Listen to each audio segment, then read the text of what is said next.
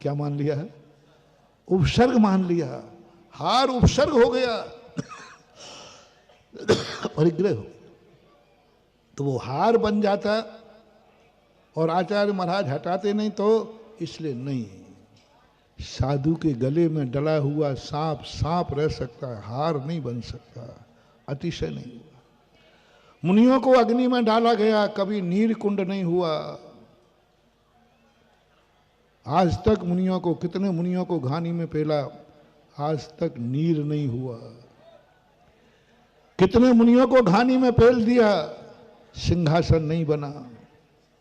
हमने कोई उदाहरण मुनियों के नहीं सुने ऐसे कि घानी में पेला हो, सिंहासन बन गया हो, तलवार मारी हो और वो हार बन गया हो, नहीं हुआ।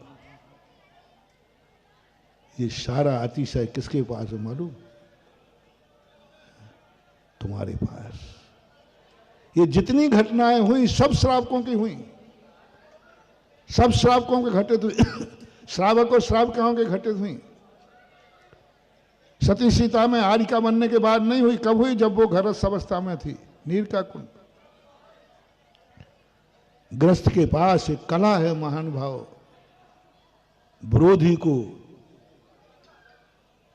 विरोधी मिलकर के भी अपने कार्य कराना।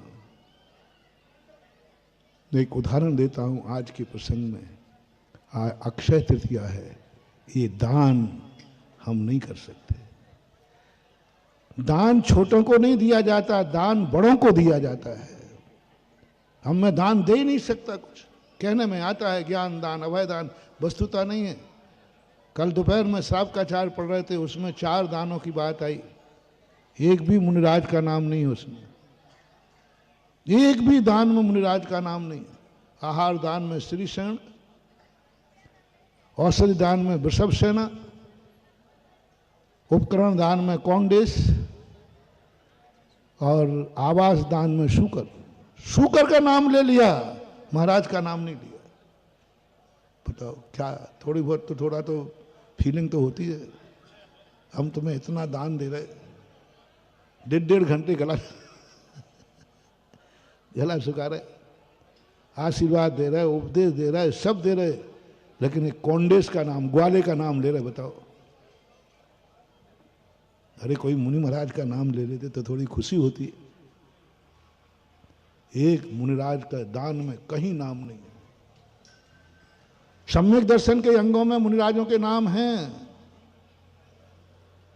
लेकिन जहां चमत्कार होना है दान में, वहां मुनिराज का नाम तक नहीं, कौंडेश ग्वाले का नाम है। आवास दान हो, आशीर्वाद देते, इतना बड़ा आशीर्वाद, बताओ कितना आशीर्वाद देते भैया, बताओ।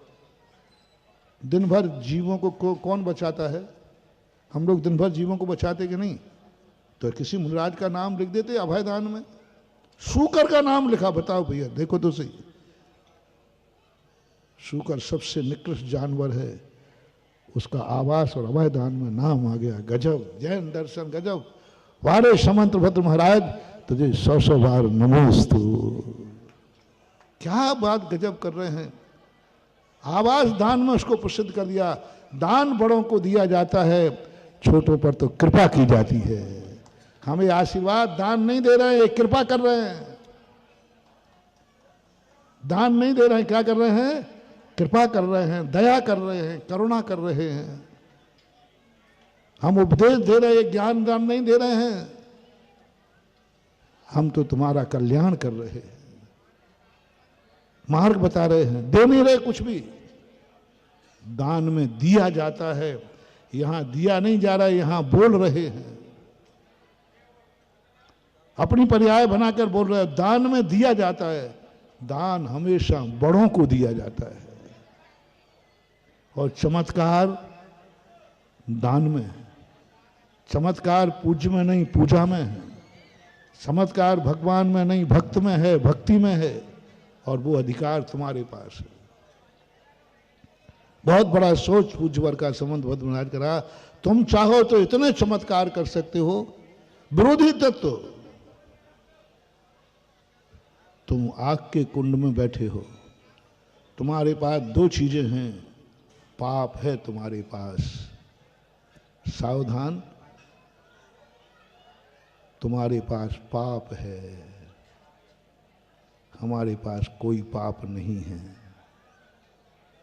ना हिंसा का पाप है, ना झूठ का पाप है, ना चोरी का पाप है, ना परिग्रह का पाप है। और तुम्हारे पास बता दो इनमें से कौन नहीं है। अभी तुम्हें कोई थप्पड़ मार दे तो तुम लौट के थप्पड़ नहीं मारोगे? बोल दो जल्दी बोलो। अरे महाराज जी ऐसा मारो। हिंसा पाप है कि नहीं तुम्हारे पास? तुम्हारे संसार में गृहस्थी में हिंसा होती है कि नहीं? बोलो। होती हिंसा है। सब सत्यवादी हरिश्चंद्र बैठे हो कि झूठ भी बोलते हो? तो हाँ बोलते जाओ जल्दी, हाँ कहते जाओ। झूठा कहीं का। अच्छा, कभी कभी चोरी का भाव भी आता है कि नहीं? छुपने छुपाने का। बड़ी चोरी नहीं कह रहा हूं, डाके वाली, थोड़ी बहुत तो। इंद्रियों के विषयों का सेवन करते हो कि नहीं करते हो? परिग्रह और बता दो, सब परिग्रह सहित हो कि परिग्रह रहित हो? 5 पाप हैं तुम्हारे पास। अब जिसके पास 5 पाप हों वो कौन कहलाता? अब मैं मुंह नहीं जाऊँ, तुम बोलो, तुम अपने मुंह से। जिसके पास धन हो वो धनी, जिसके पास ज्ञान हो ज्ञानी, और जिसके पास 5 पाप हो, थोड़ा जोर से बोलो ना। तुमने क्या बोला? तो तुम और बोल दो, स्त्रीलिंग में बोलना। ये पापी है तो तुम, थोड़ा कम सुनता हूं मैं। बस मामला बैठ गया, बहुत अच्छा। हमें नहीं कहना पड़ा, अपने मुंह से कह लिया। मैं कहता तो बाहर सब चल जाता है। देखो महाराज की भाषा समिति, लोग गए थे प्रवचन सुनने, महाराज ने पापी और पापन बना दिया। अब मामला अच्छा रहा, तुमने अपने मुंह से कहा, बहुत बड़ी। अब एक कला मुझ में आ गई है, धीरे धीरे आ जाएगी। क्योंकि सम्यक दृष्टि होगा, वो सत्य को कहने में पीछे कसाई करता हूं, कसाई हूं, पाप करता हूं, पापी हूं, कोई बाधा नहीं। सम्यक दृष्टि का लक्षण होता है। वो मिथ्या दृष्टि है कि करे पाप और कहे मैं तो धर्मात्मा पुण्य हूं। नहीं, आप सब धर्मात्मा हो, क्योंकि आपने अपने आप को पापी कहा है। इसलिए यदि आप सब अपने आप को पुण्यात्मा और पुण्यात्मन कहते तो मैं कहता सब तुम अधर्मी, मिथ्या दृष्टि हो। जैन दर्शन का लक्षण समझना, अनेकांत धर्म की बात, विरोधी कह रहे हो पापी, और सर्टिफिकेट मिलता है, यही धर्मात्मा की निशानी है। पापी कहना धर्मात्मा की निशानी है, अपने आप को, दूसरे को नहीं। दूसरे को पापी कहना उचित नहीं है, अपने आप को पापी कहना ये धर्मात्मा की निशानी है। मैं पाप करता हूं, मेरे से हिंसा होती, मैं हिंसक हूं, मैं झूठा हूं, यही तो प्रतिक्रमण है। अपने आप को कहो, अपने आप को कहो। ये जो आज तुमने घोषणा की कि हम पापी हैं, हम पापन हैं, यही आपकी आसन भव्यता है। अब बस यहीं से चमत्कार होने वाला है, क्योंकि तुमने सत्य बोला है, तुमने सत्य को स्वीकार किया है। अब चमत्कार चालू हो जाएगा। परिग्रह एक पाप है और तुम इस पाप से रहित हो नहीं सकते। तुम्हारे पास पाप ही है, पाप ही था, पाप ही रहेगा, बिल्कुल विरोधी है। लेकिन तुम्हारे पास चमत्कार दे रहा हूं। एक दान ऐसा है कि जो अग्नि को नीर बनाएगा,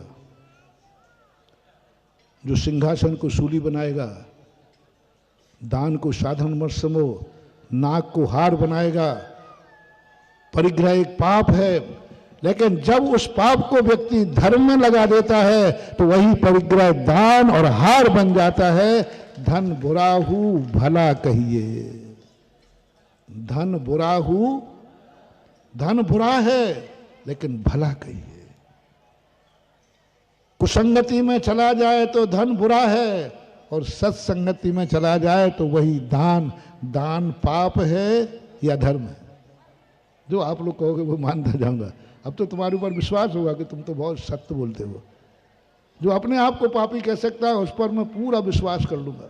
अब आप तो जो दान धर्म है कि अधर्म है? धर्म है।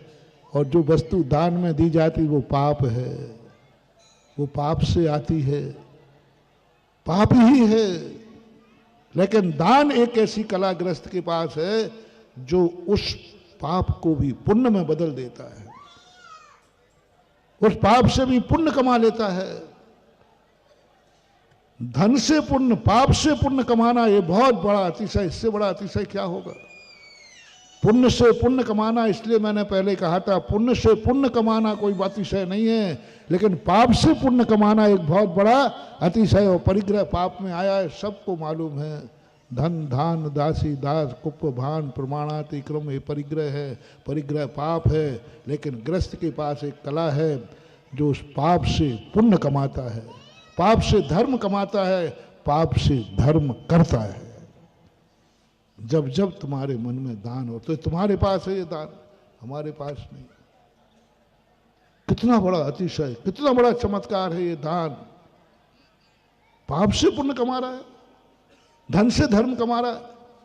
महानुभाव, जब जब तुम्हें धन से धर्म कमाने का मौका मिले, चूकना नहीं, इससे सस्ता धर्म हो ही नहीं सकता।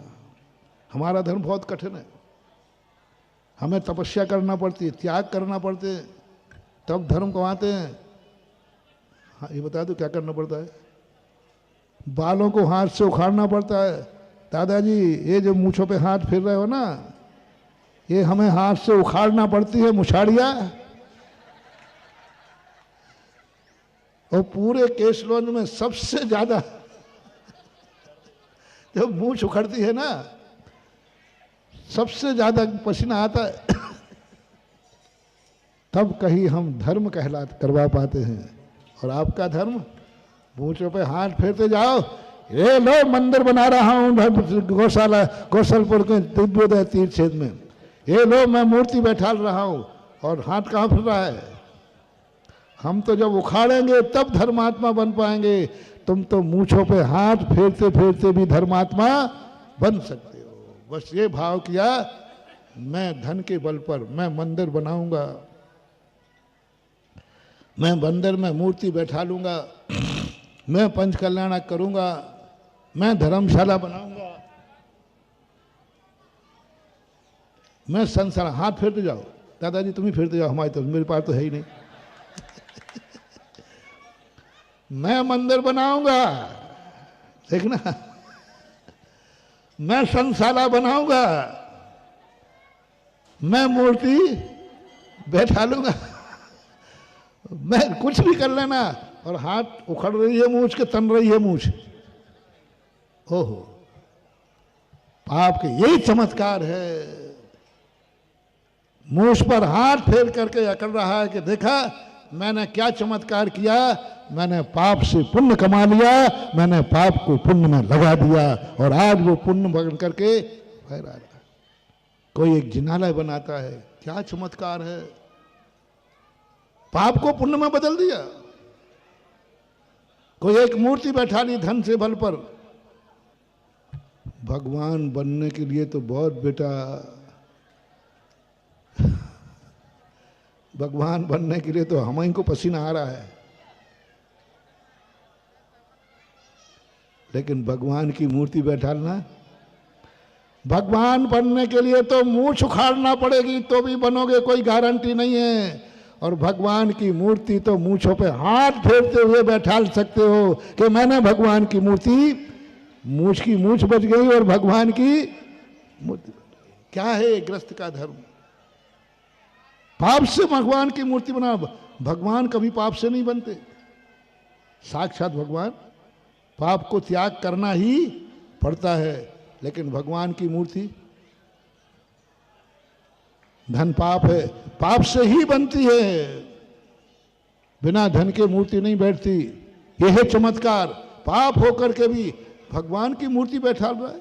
मैं भगवान की मूर्ति बैठा लूंगा, मैं धर्म पंचकर्मा की बोली लूंगा, धर्म की बोली लूंगा, मैं इंद्र बनूंगा, मैं माता पिता बनूंगा, मैं कुबेर बनूंगा। किसके बल पर? धन के बल पर, धन के बल पर। कितना सस्ता धर्म हो गया। महानुभाव, एक प्रसंग आप इसको हमेशा ध्यान रखना। जब कभी भी अपनी जिंदगी में रावण ने और भरत चक्रवर्ती ने यही तो किया। रावण ने पाप से पाप किया, रावण ने पाप से पाप किया और भरत चक्रवर्ती ने पाप से पुण्य किया। जब रावण के कोषाध्यक्ष ने कहा, एक नंबर का धन था, कि साहब बहुत धन है, क्या करना है?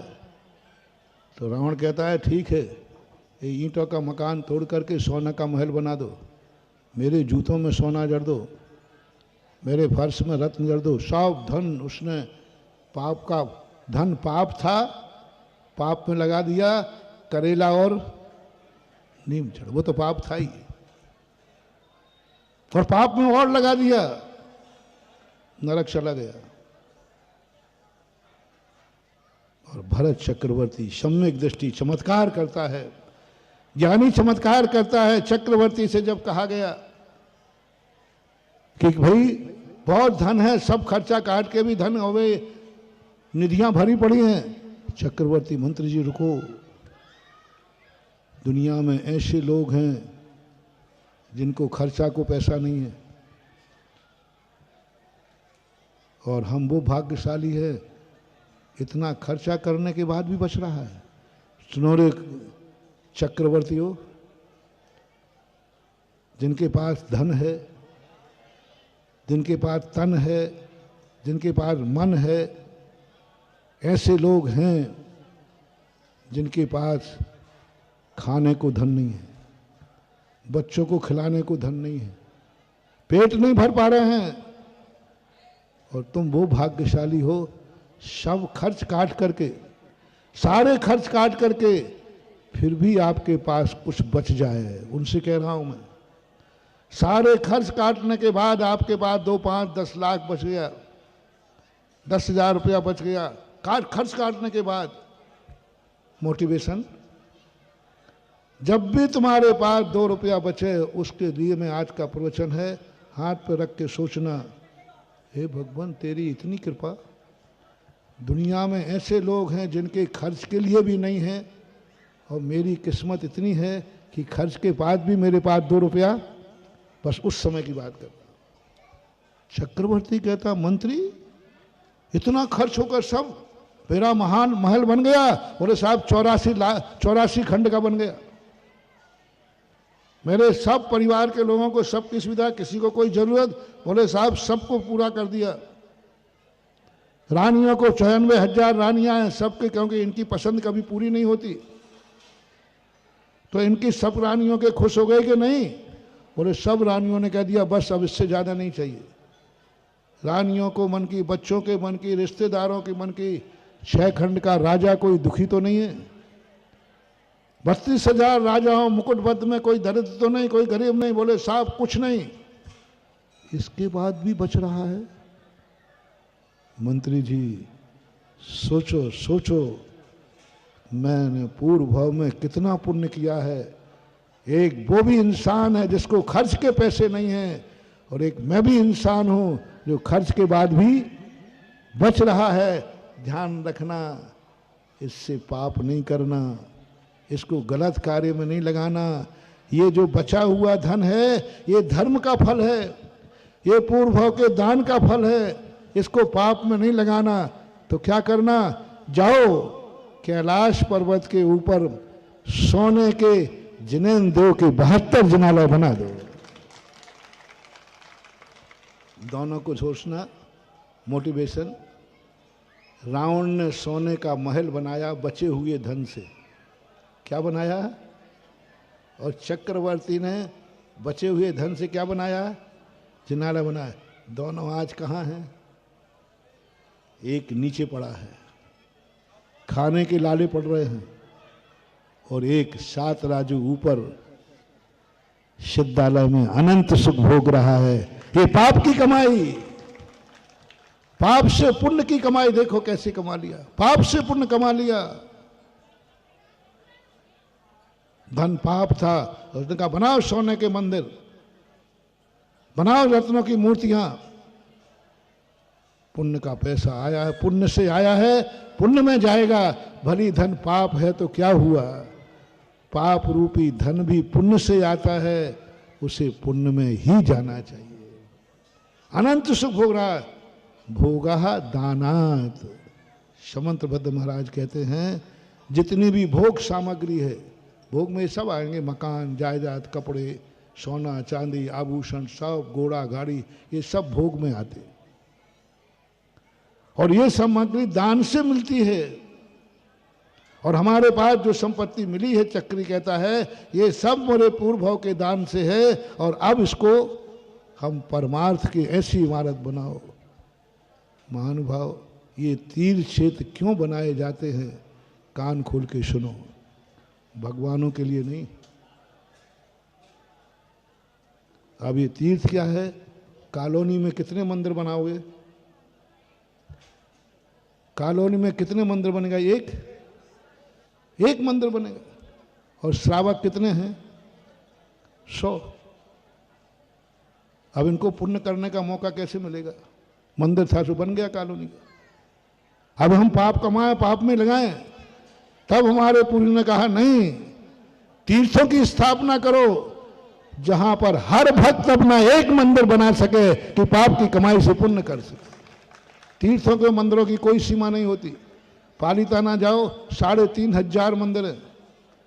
तीर्थ पर मंदिरों की कोई सीमा क्यों, क्योंकि हमारे भक्त संख्या ज्यादा है और हमारे भक्त पुण्यात्मा हैं। हमारे भक्तों में चमत्कार करना है कि पाप को पुण्य में बदलना है, शेर को गाय के घाट पर पानी पिलाना है, नाक का हार बनाना है, अग्नि का नीर करना है। इसलिए हम ये तीर्थ बनाने की बात करते हैं। ये तीर्थ जो बनते हैं ये वो चमत्कार हैं जहां अग्नि का कुंड नीर का बनेगा, नाग सांप है वो हार बनेगा, क्योंकि व्यक्ति ने पाप है। वो सारे पापी यहां आएंगे, वो सारे पापी यहां आएंगे, पाप लेके जाएंगे और लौटेंगे तो धर्म और दानी और धर्मात्मा करके लौट के जाएंगे। ये वो स्नान गृह है, वो यह गंगा है, ये तीर्थ जहां अपना पापी पाप धो के नहीं जाते हैं। हाँ, पाप धोने दूंगा तुम पापियों को।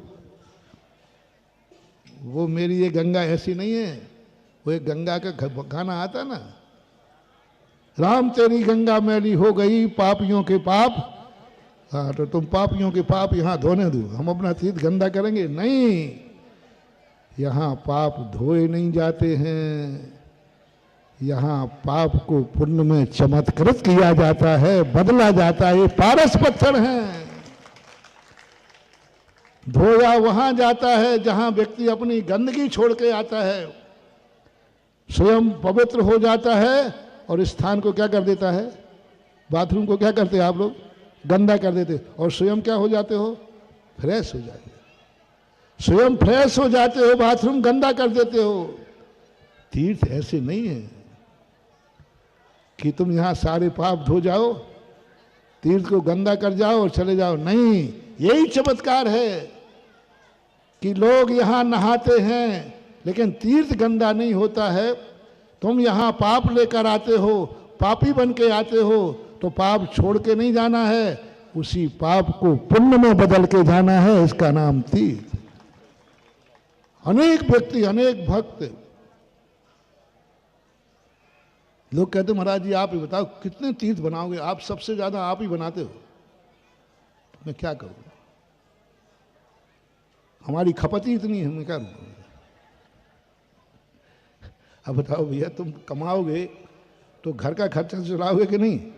हमारे भक्त ज्यादा है तो हमें मंदिर ज्यादा बनाना पड़ता, भक्त कम होते तो हम मंदिर नहीं बनाते, पक्का है। हम जहां जाते हैं वहां कोई ना कोई भक्त मिल जाता, महाराज जी हमारा उद्धार कैसे हो, चमत्कार कर दो। मैंने कि बना दे भैया एक मंदिर,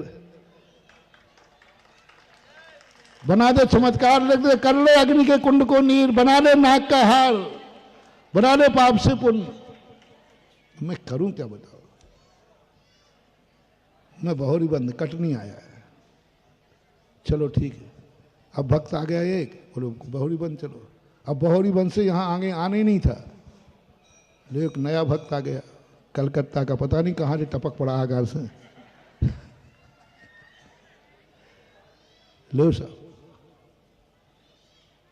तीर्थ बनाना पड़ेंगे, क्योंकि तीर्थों पर ही भक्तों का उद्धार होगा। इसलिए जिनके पास कभी 2 रुपया बचता हो महानुभाव, और बचे हुए धन से पाप नहीं करना, बचा हुआ धन से पाप नहीं करना, नहीं करना, नहीं करना, अय्यासी नहीं करना, ऐसो आराम नहीं करना, मौज मस्ती नहीं करना, धन खर्च करो या दान करो, दो ही काम करो बस। धन को क्या है, या तो अपने घर के खर्चे चलाओ, अपने घर की व्यवस्थाएं बनाओ, अपने परिवार का पालन करो, अपना मकान बनाओ, अपने अच्छी तरह से स्टैंडर्ड मेंटेन करो। अय्यासी नहीं करना, धन से अय्यासी नहीं, बर्बाद कर देगा ये धन तुम्हें, खतरनाक होता है इस लक्ष्मी का अभिशाप, कौड़ी कौड़ी को मोहताज हो जाओगे। धन तुम्हारे उपयोग के लिए आया है, जो आपकी जरूरतें हैं उनको पूरा करो। बच्चे को पढ़ाना है, अच्छी तरह पढ़ाओ। मकान बनाना है, अच्छी तरह मकान बनाओ। गाड़ी चाहिए है, अच्छी तरह खरीदो। कपड़े चाहिए है, अच्छा, जो तुम्हारे लिए आवश्यक हैं उनमें धन का उपयोग करो। धन कभी अभिशाप नहीं देगा। इसके बाद तुमने अय्यासी की, बस धन कहता है अब बर्बाद कर दूंगा तुझे।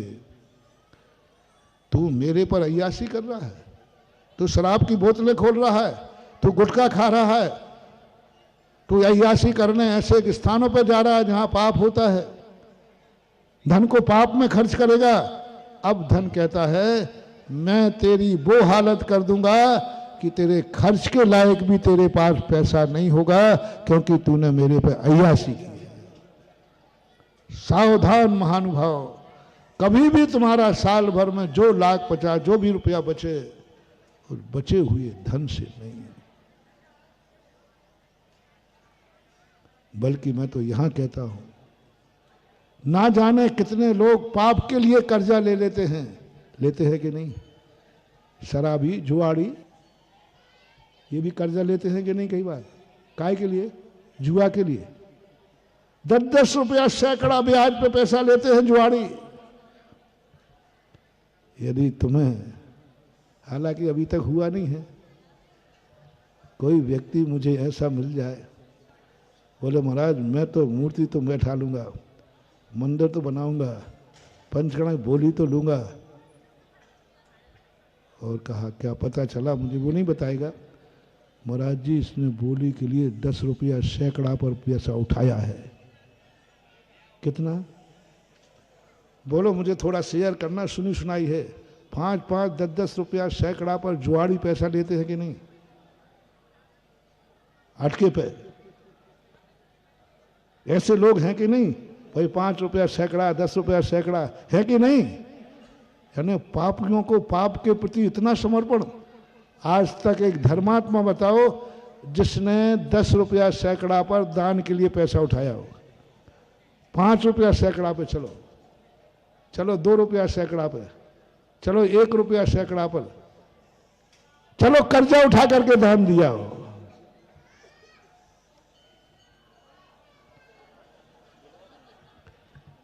कितने घर हैं जिनके महिलाओं के, माताओं के आभूषण बच्चे बेच देते हैं, पति बेच देता है पाप के लिए, जुआ में, शराबखोरी में। ऐसा हुआ है कि नहीं? होता है कि नहीं बोलो? कई बच्चे, पति, पुरुष, बेटे ऐसे पापों के कारण से अपनी माँ का, अपनी पत्नी के आभूषण उतार देते हैं। और कोई अतिशयोक्ति न हो तो कई पापी ऐसे होते हैं, पत्नी का मंगल सूत्र भी, थोड़ा शेयर करो ना, मैं अंदाज से बोल रहा हूँ, थोड़ा मैं संकोच कर रहा हूँ, डर लग रहा, मंगल सूत्र है ना। लेकिन ऐसे पापी हैं जो मंगल सूत्र पर भी दया नहीं करते, पाप नहीं छोड़ते, मंगल सूत्र बेच करके भी पाप करते हैं। मंगल सूत्र बेच कर शराब पीते हैं, मंगल सूत्र बेच करके जुआ खेलते हैं, मंगल सूत्र बेच करके स्मैक करते हैं। माताओं, एक दानी बताओ जिसने तुम्हारा मंगल सूत्र बेच करके दान दिया हो। उस नारी का, उस पुरुष का मैं अपनी जिंदगी भर की साधना उसके मंगल के लिए दान कर दूंगा। पापियों ने बेचे हैं मंगलसूत्र, किसी धर्मात्मा ने बेचे किसी नारी का मंगलसूत्र। किसी पति ने कहा मैं आज दान बोल के आया हूं, तो तुमने कहा मेरे पास कुछ नहीं बचा है, तो मंगलसूत्र तो है, वो तो है, लो। किसी नारी ने पापियों को पाप के लिए मंगलसूत्र दिए होंगे। किसी दानी के लिए, दान के लिए कभी मंगलसूत्र किसी पति ने मांगा या तुमने दिया? बैठिए बैठिए। तो ऐसी स्थिति कभी आई? नहीं आई, नहीं आई, कभी भी धर्म के लिए ऐसी स्थिति नहीं आई। चलो मैं ये भी नहीं कह रहा हूं कि तुम कर्जा लेके दो, मैं ये भी नहीं कह रहा हूं कि मंगलसूत्र निकाल के दान दो। मैं ये कह रहा हूं यदि बचा हुआ धन है उसको पाप में नहीं लगाना, उससे कम पुण्य कमा लो, कम से कम उससे पुण्य कमाओ कि मेरी किस्मत से बचा है, मैं इससे ये धर्म कार्य करूंगा, मैं मंदिर बनाऊंगा। मंदिर नहीं बना सकते तो तब तक क्या करना? महाराज भावना तो मंदिर की है, लेकिन वे आपके मंदिर बड़े महंगे हैं करें क्या? आप प्रवचन भी देते हो तो हम लोगों का मन हो जाता है। बोलो होता है ना? बोलो किसका मंदिर बनाने का भाव नहीं है? सबके है कि नहीं? सबके भाव है। और महाराज जी लेकिन जैसे ही कीमत सुनते हैं तो हाँ होता है, होता है। हमें तुमसे मंदिर बनवाना ही नहीं है, बस हमें तो तुमसे यही पूछना है मंदिर बनाने का भाव है कि नहीं? मंदिर बनाने का भाव है अंदर से, चेतना से। और फिर मंदिर महंगा नहीं हो गया और नहीं बना पाए, चिंता मत करना, एक दिन तुम मंदिर बना के रहोगे और समर्थ हो जाओगे। भावना तो करो पहले। इसलिए मैं तुमसे मंदिर बना पाओ या नहीं बनाओगा इसके लिए मैं कभी नहीं कहता हूं। मैं तो इतना कहता हूं मंदिर बनाने का भाव है कि महाराज में बना भाव तो है, लेकिन अब इतना संकल्प कर लो। चलो मैं बहुत सस्ते में निपटा रहा हूं, अक्षय तृतीया है। पहले मंदिर बनाने का भाव है कि नहीं? महिलाओं घर में झगड़ा तो नहीं करोगी ये लोग मंदिर बनाएंगे तो? आप लोगों में बनाने का है कि नहीं? तो बना लो। महाराज जी वो पैसा तो बताओ पहले, हमारी कुवत है कि नहीं? नहीं है कुवत। बस दूसरा संकल्प करना है, मंदिर बनाने का भाव है, मेरी कुवत नहीं है भगवान, मेरी कुवत नहीं है गुरुदेव, कोई बात नहीं। अब एक नियम लेना है, बहुत तगड़ा नियम है। यदि कुवत हो गई तो बनाओगे कि नहीं, ये वायदा करो। आज तुम्हारी कुवत नहीं है, हम कोई बड़ा परेशान नहीं करेंगे, कोई का मंगलसूत्र नहीं बिकवाएंगे, चिंता मत करना। मैं तो सदा मंगल ही करता हूं, मंगलसूत्र क्या बिछवाऊंगा। बस इतना सा बता दो, आज तुम्हारी कुवत नहीं है, यदि कल कुवत हो गई तो इतना तो संकल्प कर लो, हे प्रभु। भावना इसी को बोलते, भावना का प्रमाण पद। ये अंटी बांध करके भावना कर रहे हो, ऊपर से पाखंड कर रहे हो कि अंदर से कर रहे हो। बस एक नियम लेना है, मेरा मंदिर बनाने का भाव है, मेरा नियम है, लेकिन मेरी कुवत नहीं है। हे भगवान, आज श्रीफल चढ़ा देना भगवान के सामने, आज श्रीफल चढ़ा देना गुरु के सामने। आज एक ईंट रख करके, शिलान्यास के समय एक ईंट रख करके संकल्प कर लेना, आज मेरी कुवत नहीं है, मैं एक शिला रखूंगा, लेकिन जिस दिन कुवत हो जाएगी मैं उस दिन जरूर मंदिर बनाऊंगा। ये तुम्हें दिव्योदय तीर्थ क्षेत्र पर संकल्प करना है। इसके लिए तो मैं थोड़ा जोर जबरदस्ती कर लूं, गरीब से जबरदस्ती बनवाऊं। तुम्हारी हिम्मत नहीं है। तुमने कहा साहब मेरी हिम्मत, बनाता है कि नहीं तो मैं भस्म कर दूंगा। ये तो गलत हो जाएगा ना, गलत नहीं करूंगा, नहीं करूंगा। थोड़ा सा गुस्सा कर सकता हूं, आप अनुमति दो। आज तुम्हारी कुवत नहीं है, मंदिर मत बनाओ। कल कुवत हो जाएगी, फिर मंदिर नहीं बनाए तो उसकी हमें छूट दे दो थोड़ा, फिर मैं क्या करूंगा।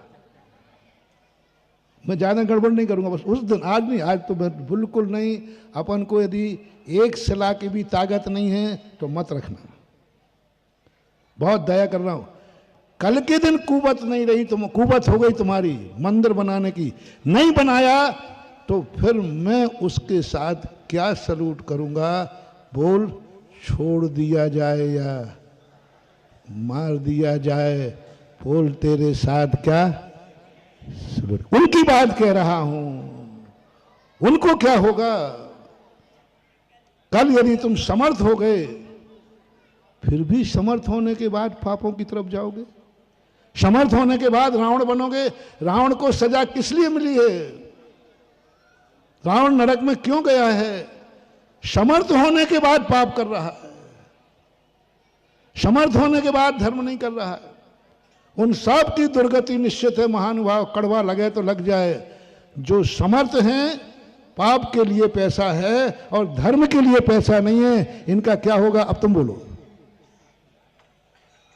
पाप के लिए पैसा है, जुआ के लिए पैसा है, शराब के लिए पैसा है, अय्यासी के लिए पैसा है, लेकिन धर्म में पैसा नहीं है। ऐसों का क्या होगा? विनाश की विकास।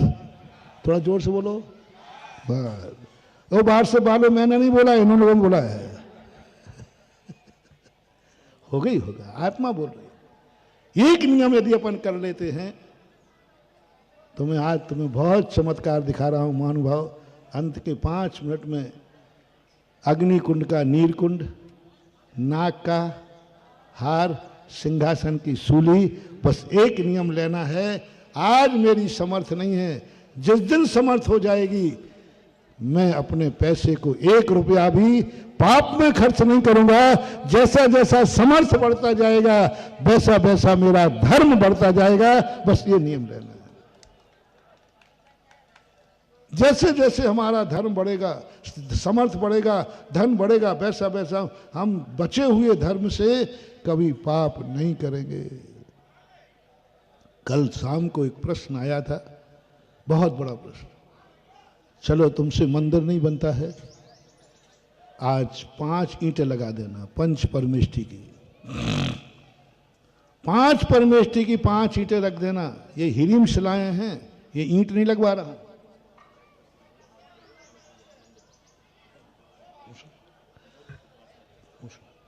पांच शिलाएं रखना एक साधारण चीज नहीं है, ईंटें नहीं है, ये हिरीम शिला है। हिरीम शिला का अर्थ है कि मंदिर में इतनी हिरीम शिला लग जाए कि मंदिर ही हिरीम शिला से बन जाए। और ये हिरीम बीजाक्षर है तुम्हारा, ये उस मंदिर में रहेगी जहां भी लगेगी। अब दुनिया में तुम कहीं हो, संकट में पड़ गए, विपदा में पड़ गए, बस आंख बंद करके करना। मैंने दिव्योदय तीर्थ क्षेत्र के एक मंदिर में हिरीम शिला लगाई थी। हे हिरीम शिला, तू भगवान का आशीर्वाद भेज। वो हिरीम शिला तुम्हारा एंटीना का काम करेगी, एंटीना काम करेगी। उधर भगवान से शक्ति लेगी और तुम्हारी शिला रखिए, तुम्हारे पास जंगल में जाकर के 108 नंबर की गाड़ी भेज देगी और तुम सकुशल अस्पताल तक पहुंच जाओगे। ये हिरीम शिला काम करेगी, क्योंकि तुमने हिरीम शिला रख दी कि मेरी समर्थ तो नहीं है, लेकिन मैं 5 शिलाएं स्थापित करता हूँ, मैं 1 शिला स्थापित करता हूँ, 5 परमेष्ठियों के नाम लेकर स्थापित करता हूँ। और उन 5 शिलाओं को आप नवो अनंताणम पढ़ते जाना। 1 शिला का ध्यान रखना, चमत्कार देखना इसका कितना है। मैंने इन शिलाओं का, हिरीम शिलाओं का सबसे पहला चिंतन आविष्कार ज्ञानोदय में जब 72 जिनालय बन रहे थे, उस दिन ये चिंतन आया था कि ईंटें क्यों रखी जाती हैं, तुमसे रखवा दे। ईंट से कोई मंदिर बनता है क्या? ईंट से कोई मंदिर बनता है क्या? फिर भी क्यों रखी जाती हैं? ये मंदिर के लिए ईंट नहीं रखी जा रही हैं, इस अतिशयकारी मंदिर में एंटीना लगाया जा रहा है। तुम क्या समझ रहे हो? इन ईंटों से, हाँ 100-500 ईंटों से मंदिर बनना है? कोई मंदिर नहीं बनना है। उन असमर्थ व्यक्तियों का एंटीना के मैं मंदिर तो नहीं बना पाऊंगा, मैं अपना टावर तो नहीं लगा पाऊंगा, मैं अपना चैनल तो नहीं खोल पाऊंगा, लेकिन कम से कम उसमें अपनी डिश तो, एंटीना, ये डिश का काम करेगा। एंटीना लगा दिया तुमने, मंदिर बनाएगा, मंदिर बनेगा, लेकिन एंटीना तुम्हारा है तो इस मंदिर की एनर्जी भी तुम्हारे पास जाएगी। इसलिए जब भी कभी मंदिर का शिलान्यास हो महानुभाव, जब भी कहीं हो, एक शिला जरूर रखना। परिवार में 10 हैं तो 10 रखना। यदि तुम चाहते हो हमारे रिश्तेदार का भला हो तो रिश्तेदार के नाम की रखना और उसको तुरंत फोन करना, मैंने आपका एंटीना यहाँ खोल दिया है। गोदी में बच्चा हो उसके लिए भी करना।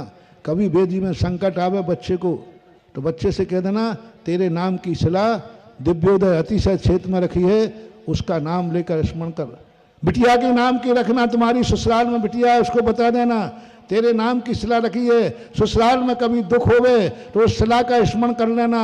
दिव्योदय तीर्थ क्षेत्र का अतिशय तुम्हारी बिटिया की ससुराल में पहुंच करके उसको जाकर के एनर्जी दे देगा। इसलिए सबके नाम, कोई अलग अलग, अपने घर में 10 लोग हैं 10 रखो, 100 रिश्तेदार हैं उनकी रखो। जिन जिन को आप चाहते हो कि हमारे रिश्तेदार में कभी कोई संकट आए तो दिव्योदय अतिशय क्षेत्र की एनर्जी उसको संरक्षण करे, तो सबको अपना अपना रखना है। जितने कलकत्ता से लोग आए हैं अशोक बांटने के, सब इसमें शामिल मत होना। अपना अपना एंटीना खोलना, सब अपना अपना एंटीना खोलना। इनकी फैक्ट्री में, इनके मंदिर में अपने परिवार के 10 लोग हैं 10 रखना, लेकिन ये एंटीना जरूर बहुत काम करेगा। और ये शिलाएं कब तक रखती जाएंगी? जब तक मंदिर का अंतिम कार्य रखता रहेगा तब तब शिलाएं, अब जो भी दिव्योदय तीर्थ क्षेत्र आएगा वो हमेशा शिला रखता जाएगा, मंदिर बढ़ता जाएगा, शिलाएं रखती जाएगी। कल भी रखो, परसों भी रखो, जिंदगी में जब भी आओ। कोई रिश्तेदार अभी नहीं आए उनसे कहना कि भाई तुम साल भर बाद आओगे तो मंदिर में जाकर जहां बना है अपनी खुद जाकर के एक शिला रख देना, एक शिला रख देना, और वो सारे के सारे एंटीने का काम करेंगे। और उस समय एक भाव करना है तुम्हें, जो मैं कह रहा था, भगवान आज तो मैं समर्थ नहीं हूं लेकिन एक शिला जरूर हिरीम की इस मंदिर में रखता हूं। जिस दिन समर्थ हो जाऊंगा उस दिन मैं भी एक मंदिर बनाऊंगा। बस इतना सा भाव करना, इतना सा भाव करना, फिर चमत्कार देखना। लेकिन शर्त है, ध्यान रखना, साइड इफेक्ट बता दूं।